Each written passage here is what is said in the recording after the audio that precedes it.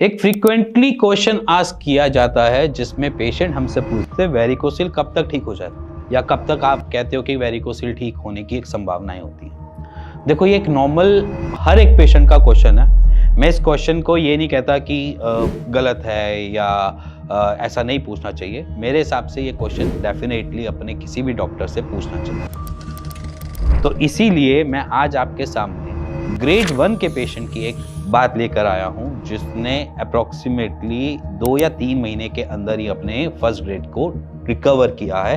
As an a full fit है वो। तो बेसिकली आप उनकी पहली वाणी सुनिए। नमस्कार दोस्तों, मेरा नाम पवन कुमार है। मेरे फर्स्ट ग्रेड वेरिकोसील के सिम्टम्स थे, तो मैंने यूट्यूब पर देखा तो डॉक्टर हेल्थ जी का मेरे को चैनल दिखा, यूट्यूब चैनल। तो मैंने इनके पास कॉल किया और इनसे बात किया। तो उन्होंने मेरे को टैबलेट वगैरह दवाइयाँ दी, जो 30 से 45 दिन की दवाइयाँ थी। तो मेरे को 30 से 45 दिन के अंदर काफ़ी फ़ायदा मिला। अभी मैं फ़िलहाल ठीक हूँ। तो थैंक यू डॉक्टर। सो आपने बेसिकली सुना होगा कि फर्स्ट ग्रेड का उन्होंने ट्रीटमेंट लिया जब उनको सिम्टम्स दिख रहे थे, देन वो आज कम्प्लीटली फाइन। अब वेरिकोसील का एक क्वेश्चन हमेशा, जैसे मैंने पहले स्टार्टिंग ऑफ वीडियो में बोला था कि फ्रीक्वेंटली क्वेश्चन होता है कि कब तक ठीक हो जाऊंगा। तो बेसिकली वेरिकोसील में आपका जो ट्रीटमेंट है वो क्लियर करता है कि आप कब तक ठीक हो सकते हो। जैसे कि हम जैसे इन केस की बात करो जो मैंने आपको अभी शेयर किया है, इसमें आपने देखा होगा कि पेशेंट कह रहा है कि मैंने ट्रीटमेंट लिया और मैं रिकवर कर गया। ठीक है, अब एक्चुअली उन्होंने अप्रोक्सीमेटली 45 डेज का ट्रीटमेंट अपने मुंह से बोला। अब 45 डेज में बेसिकली फर्स्ट ग्रेड ज़्यादा बड़ा ग्रेड नहीं होता।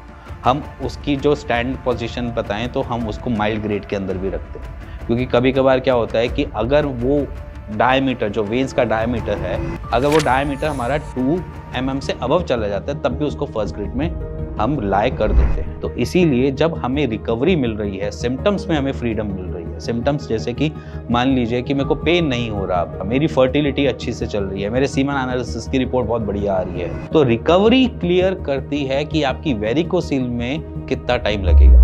हमें अप्रोक्सीमेटली एक टाइम ड्यूरेशन लेकर चलते कि विद इन 3 मंथ्स के अंदर आपका जो होता है वेरिकोसील वो क्लियर हो जाता है, सॉर्टेड हो जाता है। बट एक्चुअली 3 महीने लगे या 4 महीने लगे, वो डिपेंड करता है आपकी रिकवरी पे।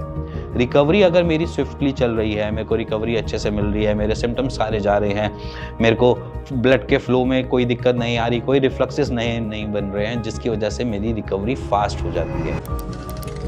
और इसको फास्ट करने के लिए सबसे ज़्यादा रिक्वायरमेंट होती है एज ए पेशेंट को पेशेंस रखने। पेशेंस रखने से क्या होता है कि पेशेंट को एक्चुअली में क्लियर हो रहा है कि उसकी रिकवरी कैसे और किस ड्यूरेशन पे हो रही है। अगर वो पेशेंस नहीं रखता, वो ये कहता है कि या मेरे को दर्द हो रहा है, मेरे को ऐसा हो रहा है, मेरे को ये दिक्कतें आ गई, तो वहाँ पर चीज़ें डॉक्टर को भी समझना थोड़ा टास्क हो जाता है। तो शायद आप थोड़ा समझ गए होंगे कि रिकवरी हम किस पे जज कर पाते हैं।